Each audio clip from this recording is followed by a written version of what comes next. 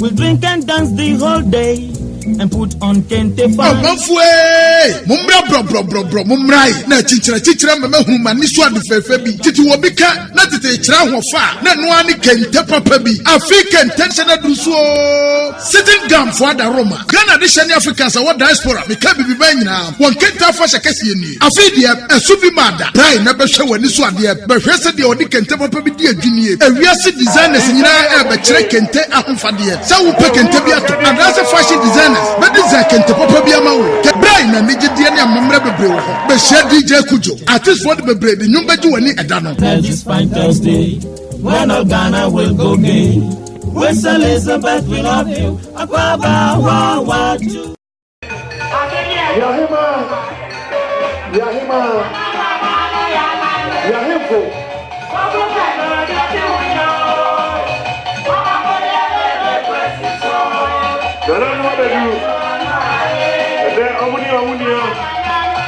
Oh, we Ghana abekawo ho. Adishemaima, yemamu nyina adwo se samre mugusu ehwe Gam television. Midin de Patrick Ata Safo. Na eneme pie wo montem sanse dwumedie bi pempen so eba. Me check kente festival. Eba. Oh yeah. Dada hoy. Eti African festival. Ya be kro no. Ehun asa be sakra ho practice me. Hie. Na o se afia go bi na mi kodie. Mimi ni bibia dada. Se African festival na eye sonko kra. Enti opemu no a. Ye be si kente prince, ani kente princess. Achina.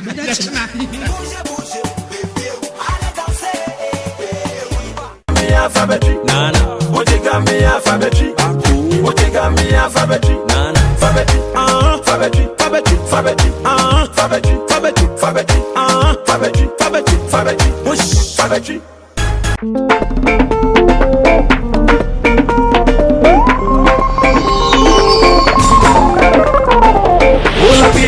All the people, come and hear this. It is a good news. If you wanna send your money, don't stop, do nowhere, but you need to leave. When I say what's it show, when I say what's it show, when I say what's it show, when I say what's it show.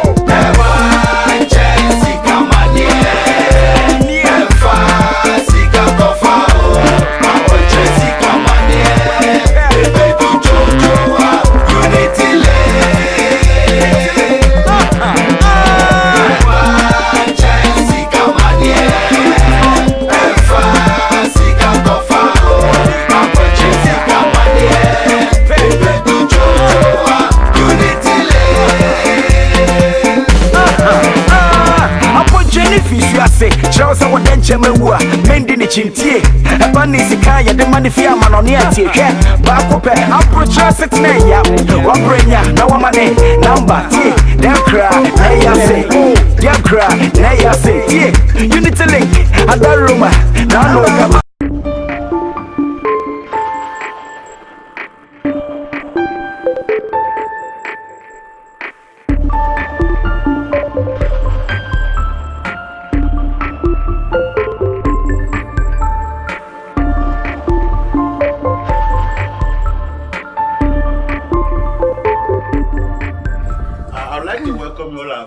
to this special broadcast about healthy lifestyle.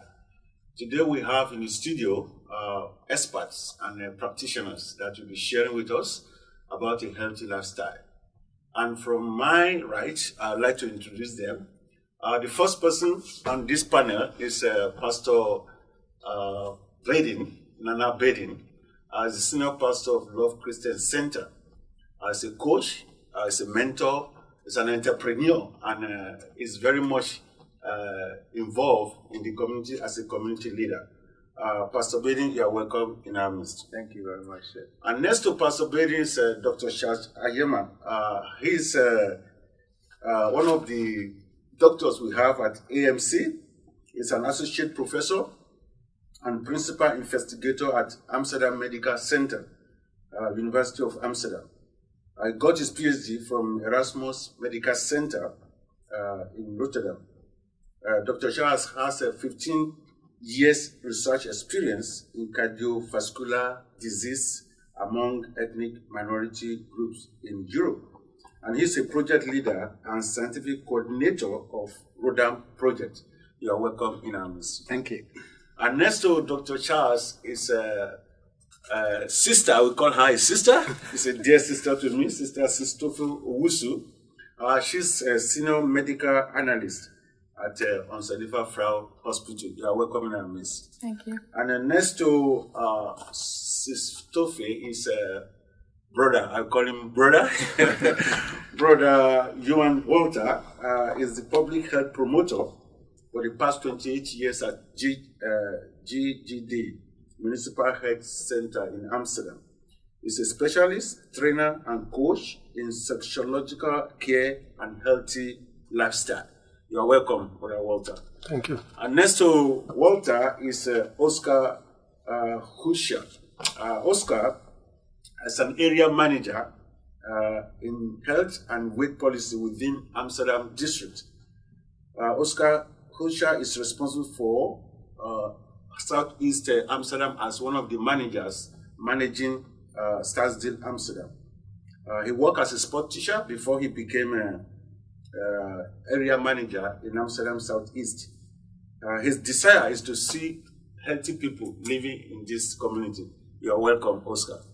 Okay. And last but not the least is Dr. Francis Obuli. He's the house art, the general practitioner at Obuli House Art Practice. You are welcome, Dr. Thank Obuli. you very much. Today we are going to focus on healthy lifestyle. Because in our community in Amsterdam Southeast, we discover there are a lot of health issues and problems confronting people in this community. And that is why we as a Pentecostal Council of Churches, we're taking the initiative to bring this issue into the awareness of the community. The first person I would like to ask the first question is Pastor Nana Bedi. He's the chairman of the Health Committee of Pentecostal Council of Churches, Amsterdam. Pastor Bedi, why is Pentecostal Council of Churches taking the initiative to bring this awareness of a healthy lifestyle? Well, I just want to thank you once again. A healthy lifestyle is so important because the Bible makes it clear that I wish above all, in all things, that you prosper even as in health. So God wants us to prosper in our health. The Bible makes it also again that for the lack of knowledge do my people perish. So knowledge therefore becomes the basis of what we want to do. There are so many diseases which are killing us slowly. I call them killer diseases because we don't have the knowledge of the various pains we have. Somebody say, oh, my chest is paining me, or my whole body is paining me. It goes to the hospital, you just tell the doctor, my whole body. And they cannot specify which area is troubling them. Why should the church be concerned with health issues? Because the Bible makes it clear. Okay. God wishes above all that we prosper even as our health. So we should prosper in our health. When you are not strong, you cannot do the things of God. Simple as that. Okay. So we need to develop, have a healthy life, jog, eat healthy food, some vegetables, some fruits, to keep us going so that it will be easy for us to do the things of God. Okay, thank you very much. Then I will go next to Dr. Charles. Dr. Charles, you've got a lot of years of experience in this area. Can you share what really concerns you about the healthy lifestyle, about the lifestyle of this community that you've discovered? Well, I mean, first of all, I would like to basically thank the PCC for this important initiative to bring all of us together today to discuss this, because I think this is absolutely important. And it's very important not only to the people who do not go to a church, but the church itself. Because, I mean, as you rightly say so, your body belongs to God. So you need to keep it in such a way that it is in line with God's wishes. And that means that being healthy.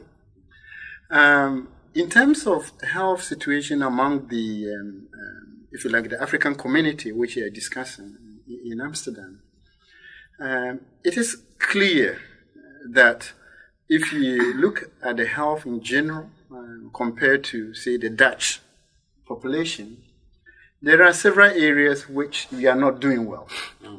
And I think I'm not saying this from my head, but it's based on the work that we've been doing over the years. And one of the important work we've done within this community include what you call the Helios study, as well as the Rodam study, which is basically comparing the Africans back to their roots, and then comparing the white population with the African population in Amsterdam.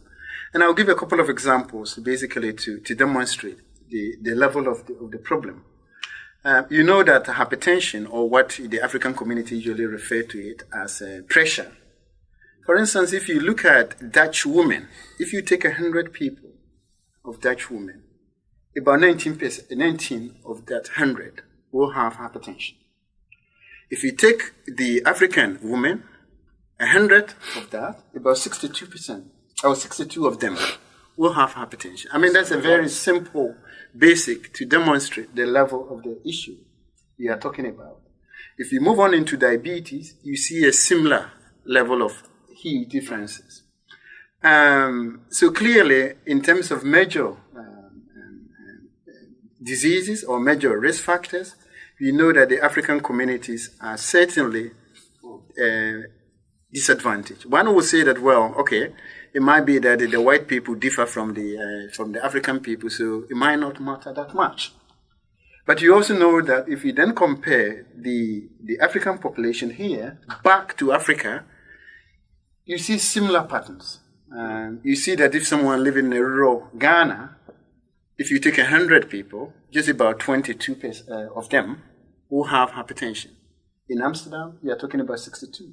Wow. So in that every direction, it is clear that we are disadvantaged. And I think that, it's a battle that cannot be fought by one person. Okay. We'll come back to you to find out what is responsible for that reason in disparity.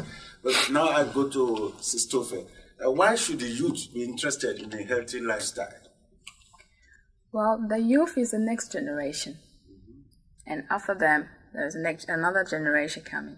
So they have to give the good example of how to be ready for the system that they are going to. Now they're in school, and before you know, they will be in the work system. There's a lot of pressure coming on them, and so they have to be ready to be healthy, that their body will be able to take the pressure that will be on them when they go into the work environment. So if they want to live, they should be healthy. Yes, and there is a lot of possibilities here in the Netherlands. Yeah. And it's not like our elders that came from Ghana or from Africa, but they have to do 2 to 3 to 4 jobs to be able to succeed. And they had a hard time to work out. Now there are a lot of places that you can work out, free possibilities for the youth. They can just go outside and do running, and there's a lot of things to be able to attend. So thank you very much. I quickly jump to Walter. You've worked with KKD for 28 years, and I know you've been busy in this community for quite some time. Yeah. So tell us your experience about the lifestyle of people with regards to their health. We were just discussing this early on. Especially as a migrant, when we come here, we have another mindset. Our mindset is that one of back home. We don't adapt our lifestyle into the new environment. That's one part. Or eating habits, or how we deal with stress, how we balance work and free time, how we exercise. And I don't mean only going to the gym. Maybe a lot of the migrants back home walk more. Here, they take the tram, the metro, or the car. You know, so they don't exercise a lot. A lot of them, because they want to improve their quality of life, they work 2 jobs, supporting their family here, but also the family back home. There's a lot of stress for one person. They eat irregularly. What I mean by that is, if you work 2 jobs, you don't eat regularly. You don't take time to give your body chance to process the food. And therefore, they get health problems. Like Charles just said, overweight, heart disease, things like that. Okay, thank you very much. Oscar, you said to me some minutes ago that Amsterdam Southeast is one of the areas where children are very much overweight. Yeah, can you tell us more about that and what this Stadsdale is doing about it? Well, in general in Amsterdam we have quite a big problem with overweight compared to the Netherlands. And within Amsterdam we are the second heaviest part of Amsterdam in Southeast with the children. So the politician said, well, we need to do something with this because in the long term, if we continue this road of unhealthy lifestyle choices, we're going to have a huge problem in the future, because these children, they grow up with diseases, and the amount of children that are gonna have this problem is growing. So that's why they said, well, we need to make a stop to that. And they said, well, you can put an initiative on the children, but you need to involve the whole environment around the child. So because the children don't have not all the time they have the choice to live a healthy lifestyle on its own, but the parents do, and the grandparents do, and the nieces, the aunts and uncles, and maybe the teacher in school or the GP, or so it is. We target all those people around the children so they can have a healthy future. What about underweight? Do we have a problem with that? Because we talk about overweight. Well, we talk about overweight, but we talk about unhealthy lifestyle more. We talk about unhealthy lifestyle in general, because you can have a normal weight, or you can have underweight or overweight. Okay. But a healthy lifestyle is important, not only when you have overweight, but also when you are underweight or a normal weight. Thank you very much. Dr. Guli, yeah. You've been in this community for quite some time, and you've met a lot of patients. What can you tell us about your experience with regards to the lifestyle of people in relation to their health? I think the major issue is that first-generation immigrants do have a big obstacle.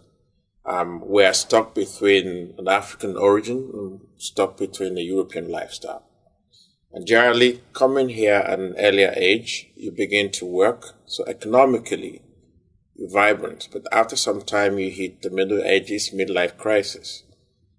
While struggling to balance Africa and Europe, we may get lost in the whole dynamic of survival. We forget that we grow old, and as we age, things change in our bodies. Naturally, disease conditions may begin to come up. We forget that when we were in Africa, we exercised more, we walked more. But inherent in some of the things we eat is a lot of salt, which causes our blood pressures to rise, besides the fact that Africans have a tendency to develop high blood pressure earlier on and to have earlier complications if you compare to our Caucasian population.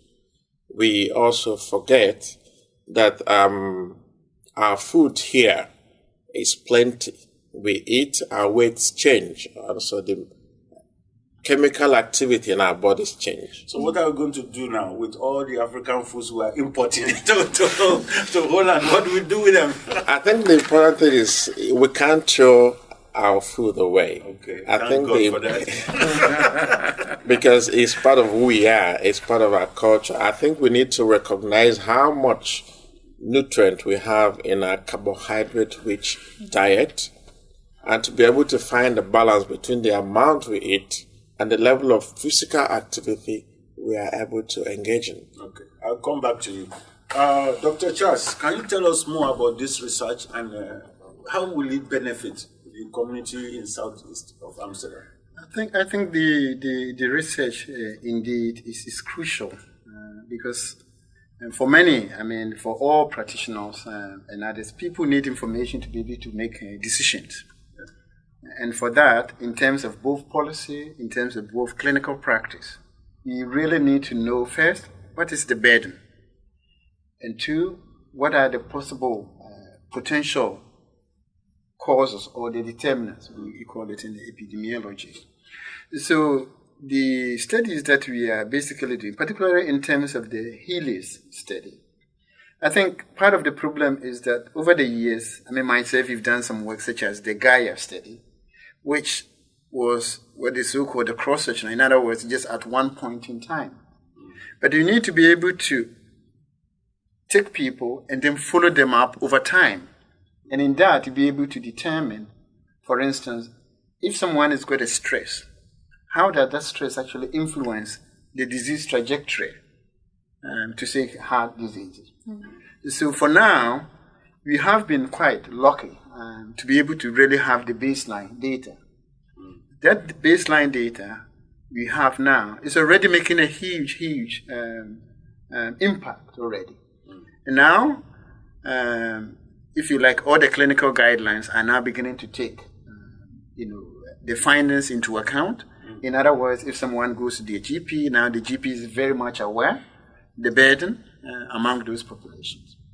The second part is that we are also now beginning to effectively doing training, like intervention studies, together with GGD and others, to really try to tackle the problem, head on. So basically, this study is absolutely crucial, but you also need to have the opportunity to involve the communities together to make this work. Before, my own experiences, if there is a study such like this, what happens is that people think that this study is just, they are just using me as a guinea pig. So I think that mentality is actually not at our advantage, because if you don't, then that will happen is that if you go to your doctor, the doctor will then have to make a decision based on another population, which might not be at your advantage. As an expert from an African origin, what will you tell the viewers that are watching right now regarding this understanding that if you go, they will kill you or they make a guinea pig? Yeah. Or I think what I would say, and I will say it with from my heart, that if we, the African community here, really want to make progress, I think it's absolutely crucial that we take part in these studies. It's absolutely crucial, because that study that we are doing is there to support the communities. It's there to help us give our information. And if we have that information, is that information that we'll be able to use it to convince the council, to be able to use to convince the government that, look, this is the problem the community is facing, and that we need to do something about it. You can understand it, because African tradition is usually based on the so-called hearsay. Someone tells me and then I will tell that and that. But I think the way the system works here, also now in Africa, is that you need evidence to be able to make decisions. You don't have to give your money just in a matter of doing it. No. You need to make sure that the money that is being spent properly. And that should be the norm. And to do that, you need to have evidence that is very convincing, and evidence that you can use to basically to improve the health needs of the population. So it's absolutely crucial that when there is an important study such as Helios, the community needs to take part in it so that we get the proper data to make a difference. Thank you very much. Walter, you've been in the community for quite some time and you have some experience.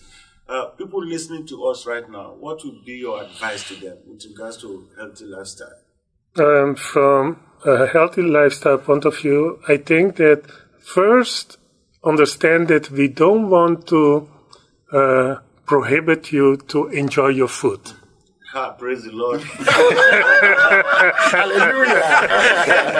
Let's start with that one, because most of the time when we start talking about healthy food, people think, oh, I need to leave the food I love.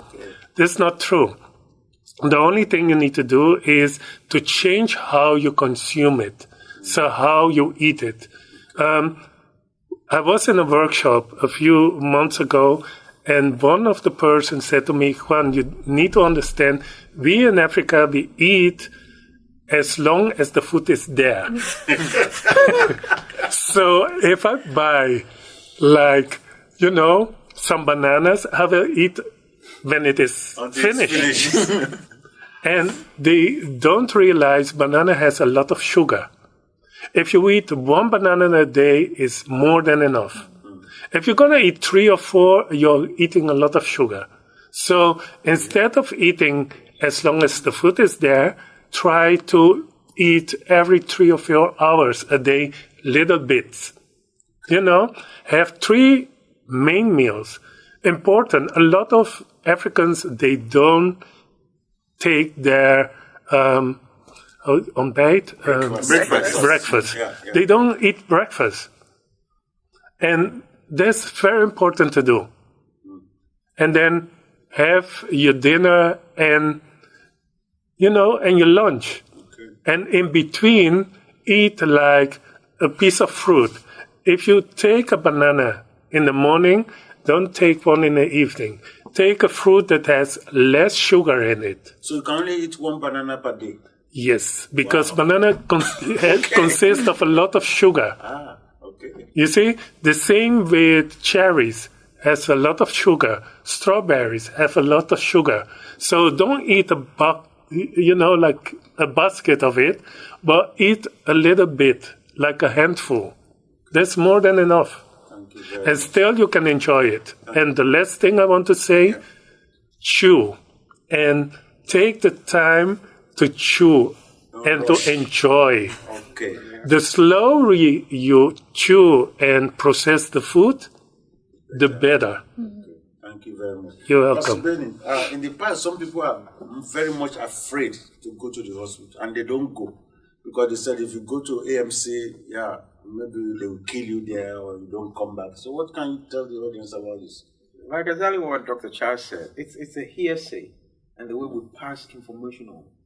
One has an experience and then he passes on out of fear. So what are you going to tell them? That is not true. Okay. It's not true. I mean, I always tell folks, most of the time when our presidents are sick, they fly in them here. What about those who said, I only pray and I will not go to the hospital? Well, that is also wrong. Okay, please. That is totally wrong. Why do you say it's wrong? You see, the Bible makes they believe in God, that once they pray, God will heal them. I believe in God as well. Oh, okay. But God makes it simple. He says, I wish above all that you prosper in soul and health. So God wants your body also to prosper. It is God who has created doctors. And the leaves and that's right. It's God who has created them. They did not just come as doctors. It's God who created them. So God has put them knowledge to them. Mm-hmm. So that is why the Bible also makes a lack of knowledge. Do my people perish? God has given them knowledge. They've advanced. I tell folks, now we're grateful for this generation because medicine has advanced so much that diseases that kill before won't kill us. It's advanced. We have the negative and the positives, but I believe it's good when you're sick to check. So there's nothing wrong to combine prayer and there's nothing wrong at all. Okay, Thank you very much. I mean, I've seen people who are at the point of death after because they prayed, and at the end of the day, the thing didn't work. Then they rush them to the audience, and it will be too late. Yeah. Okay. We should find a balance. Thank you very much. Sister Sistofe, can you tell us more? You work in the laboratory as a senior medical analyst, and I'm sure you must have come in contact with many of our community that comes to the hospital. So can you share your experience with how they react when they come to take their blood or whatever? Well, first of all, the most reaction that I get is we're vampires. Like you're vampires? Yes. Okay. Because we take too much blood. We take too much blood. But that's not too much. It's just a little bit of blood that we take, and we do a lot of tests from the tubes. And it is necessary because, if you can see, the tubes have different colors, and that means they contain different substances that are used to do the test from the body. So don't be afraid. We don't take too much blood, and what's left over, it's being thrown away, taken really good care of, so nobody knows that you have any disease or anything. Don't worry about your privacy, and that's all secure. Okay, thank you very much. Brother Oscar, tell us more. What is STASD doing to really make sure that everybody gets to know that healthy lifestyle is important? Well, I said before, it's more of a Amsterdam Broad program. So, and this program is also internationally oriented as well. So we're just trying to get all the experts together and think about how we're going to attack this problem, as well as, well, that's what I'm doing with Juan. A lot of people in the community actually know more about the way they are living right now than the experts know. So we combine those two and really attack that problem. But you have to understand that there is a balance what we can do, and there's something that the people own their own health. It's their health. It's on their shoulders. So imagine you walking up a hill and you carrying your own health problems and your health choices. And it can be very heavy. The only thing we can do is make it steeper or less steep as the government. We can't take the health burden off you. That's your choices, your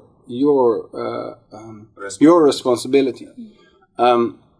So, well, it is all about, well, making people aware of that, what's on their shoulders, and how they can choose maybe a less steep path, or how we can influence other professionals to make it less steeper for them. Thank you very much.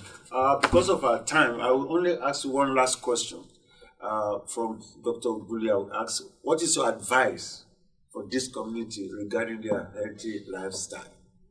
I just have one advice. Take ownership of your health. Take ownership of your own home environment. In every community where men and women, boys and girls rose up and took ownership of their health, of their lives, of their social environment, changes do occur. I know health is not a one-stop shop. It's a process. But I think that if we begin to take those small steps, we will reach somewhere in the future. Somewhere that you can be proud of yourself. When you do, take your time on the day that PCC will be going out to measure your blood pressure, check your sugar, go out with all those mates, boys and girls and old men and old women to the sports hall and get some sweat out of your body. That would be my advice for all people here. Thank you very much. Oscar? Well, it's not about exercise for me, then it's more about just walking half an hour for the adults, and for the children at least an hour a day. Okay. I think that's very important for me. I think the STASD has a lot of information local where the people could go to get more information. True. Yeah. We'll We'll talk more about that on the 2nd of July. Yes. Yes, Walter? That's a difficult one. Most of the time I have a lot of advice. I think the most important advice I have towards the parents, how to get their youngsters to be more aware of a healthy lifestyle, is to improve their communication with their children. Because I think a lot of them have problems in keeping those youngsters from the patat or the world of food or things like that. So I think improve the communication will help. Okay. Yep. And be a model too. Yeah. An example. Sister Friend, what can you tell the youth? Last advice? Go out and definitely work on your lifestyle. Don't be afraid. There is a lot of possibilities of how to work out. Don't be afraid to talk to somebody and do it together. Sometimes I don't feel like I'm alone. I don't feel like doing out or going out. Do it with somebody. That will make it more fun. Okay. And you should stop eating patat. Well, then you have to run it twice as hard. Okay. Dr. Charles? Well, I think what I would say is that, in the end, your health is in your own hands. And I think it's very, very important that whatever you do with your health, you have a very, very important control of your health. And luckily, there is a lot of opportunities to improve your health. And there is a lot of opportunities from the churches, from your own communities. Make use of these opportunities to really, really improve your health. And there is a lot of help up there. If you need help, just don't, struggle on your own. Ask, and you'll be given. Luckily, you are in the places like the Netherlands, where the system is very well structured. You just make sure that you make use of the system to improve your health. Thank you very much. Pastor Berry? So I'm coming from a pastoral point. Yes. Again, God wishes that you prosper in health. It's a wish, it's a desire from God. So then, it's in your own hands how you handle it. God wishes that you prosper, above all, in health. You have the opportunity. It's your own life. Deal with it wisely, because God needs your body, and the body must be strong to work for you. Thank you very much. Well, viewers, thank you for joining us in this last few minutes. Our time is up, unfortunately. It is an issue we cannot thoroughly handle within 20-30 minutes. And that is why we are inviting you on the 2nd of July, Saturday, at the Church of Pentecost, Camping 58, from 9:30 to 5 p.m. Bring all your questions. We're going to have experts from HKD, experts from AMC, and they're going to do a lot of presentation for us with regards to different kind of sicknesses, especially hypertension and diabetes. And you can ask all kind of questions you want to ask on that day. And on that day, there'll be entertainment, there'll be comedy, there'll be fun.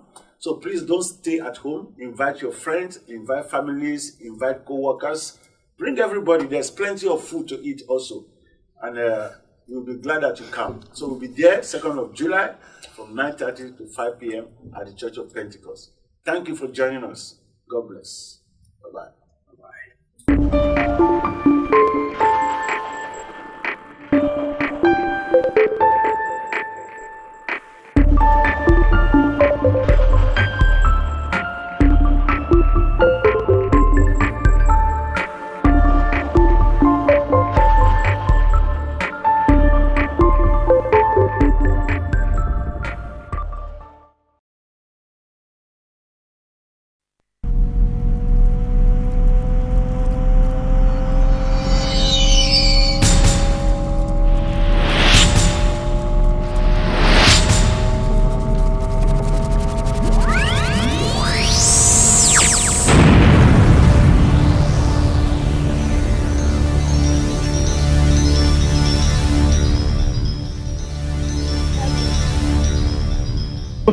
En ik vraag jullie een heel groot applaus, want ik geef het woord aan mevrouw Jorisma.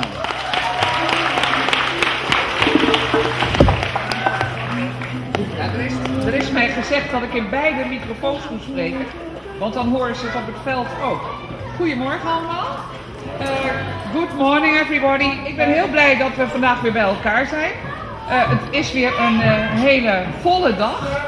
Er zijn maar liefst 60 kramen met van allerlei dingen uit Afrika. Als u daar doorloopt, dan ruikt u het al een beetje. Ik denk altijd als je je ogen dicht doet, daar ginds heb je het gevoel of je in Afrika bent. Moet je wel even de temperatuur omzetten, want het is vandaag wel een beetje kouder dan gemiddeld genomen in Afrika. Maar toch, er is van alles te doen en wat het belangrijkste is, er is heel veel te doen voor kinderen. En dat is eigenlijk ook heel logisch als je een Afrika-dag organiseert. Want zowel in Afrika is de gemiddelde leeftijd heel erg laag. Soms overigens natuurlijk ook veroorzaakt door de omstandigheden, maar er worden ook relatief veel kinderen geboren. Ja, en Almere, daar is ook de gemiddelde leeftijd heel laag. En dat heeft dan meer te maken met het feit dat wij een jonge stad zijn. Dus dat gaat ooit wel veranderen, maar wij weten dat als de groei weer een beetje doorgaat, dat dat nog heel lang gaat duren voordat wij gemiddeld ouder worden. Want nog steeds worden er in deze stad ook heel veel kinderen geboren. Dus veel kinderen spelen vandaag uit allerlei delen van Afrika. U weet dat wij samenwerken met Kumasi en Ghana. Dat doen we al heel lang. En dat is ook goed om dat langdurig te doen. Madam Excellency, invited guests, the youth, ladies and gentlemen. I'm very pleased to be here in Almere today to be part of this African Day Festival. This festival has been going on for some time now, and the relationship, the sisterly and the brotherly relationship between Almere and Kumasi has been existing for the past 15 years. I am very glad today to be here as the new mayor of Kumasi, and also the most important thing is I've seen a lot of youth, the children here, to learn about African culture. The good thing is the relationship between Kumasi and Almere is a partnership and a relationship that the two cities will learn both cultural, education, and coexistence, which makes me very happy to be part of.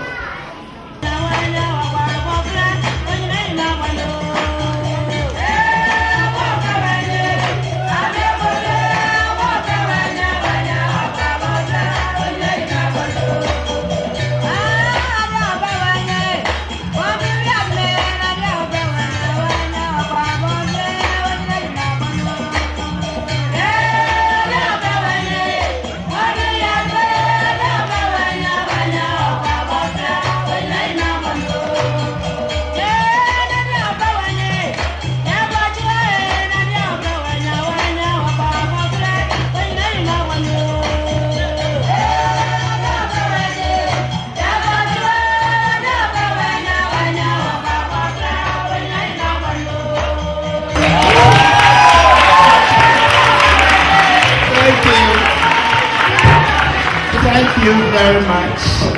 I'm Veronica from the camp. I'm the force-sitter for Stichting Gam. Stichting have been performing the Kente Festival since 2008 in Amsterdam. This year, we decided to bring Kente Festival to Africa Dak Almere because of the relationship between Almere and Kumasi. We are going to show you the beauty of Kente. But before then, I just want you to know a little history behind this beautiful cloth. The fruitful data of the Kente cloth, it was discovered 10,000 years ago. Kente is a hand-woven cloth. Two friends, Kregu and Amiel, farmers and hunters by profession, premeditated the way the spider went around instinct way of weaving its cobweb. So they made their new cloth and showed it to the Bolwe king, Nana Bode Ansa the first, and he gave it to the Asante king, Nana Osei-Tutu the first. Ladies and gentlemen, relax and enjoy what we can do with Kente. Thank you very much.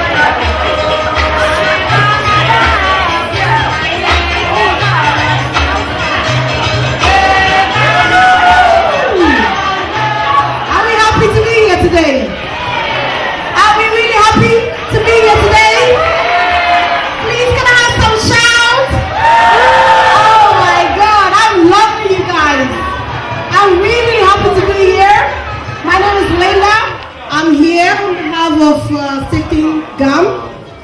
Each year we organize a Kente festival, and in the Kente festival our mission is to bring Kente to the international level, to let people get jobs to do.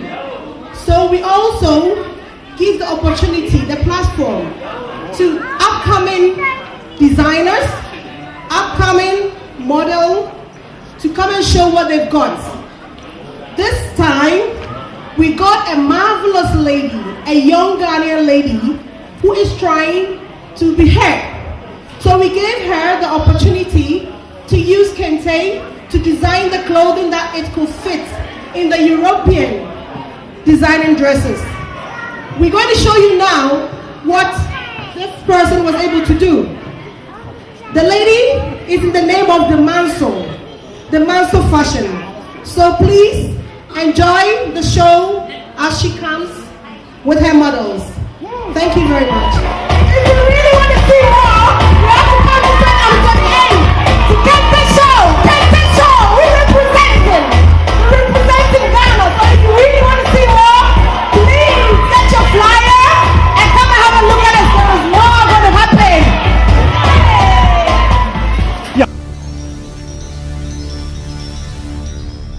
We will help the rest of the program continue.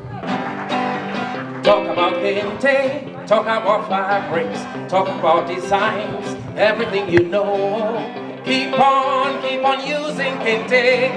The way you live, the way you talk, the way you do everything. Kente Festival is on.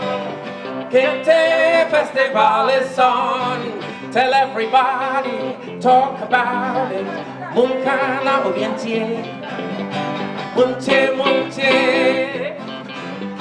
munche Kente nyomia, every fear.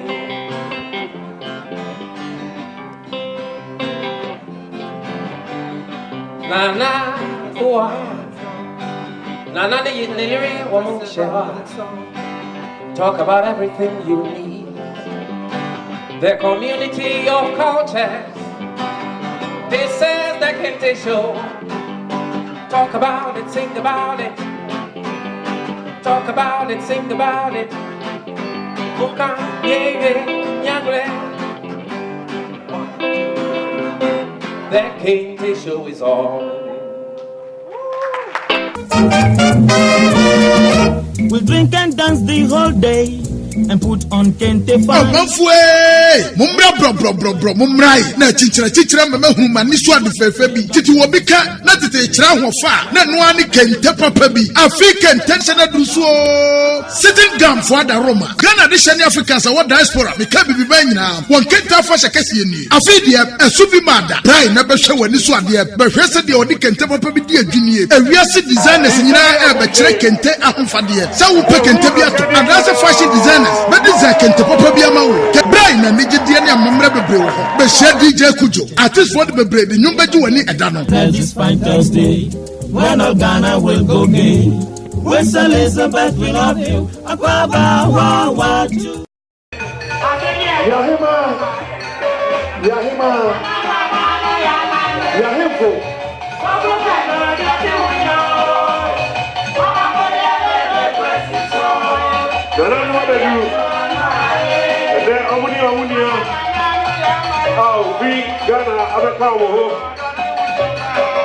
Adishemaima, Yamamunina Ajo, say Samri Mugusu Eshe Gam Television. Midinde Patrick Ata Safo. Na eneme pie wo montem sanse djumedie bi e pempen so eba. Me check Kente Festival. Eba. Oh yeah. Oh yeah. Dada hoy. Eti Africa Kente Festival. Ya be kro no. Ehun asa obesakra ho practice ni. Hie. Na o se afia gobi na mi kodie. Mimi ni bibia dada. Se Africa Kente Festival na eye sonko kra. Enti opemu no a. Ye be si Kente Prince, ani Kente Princess. Achna.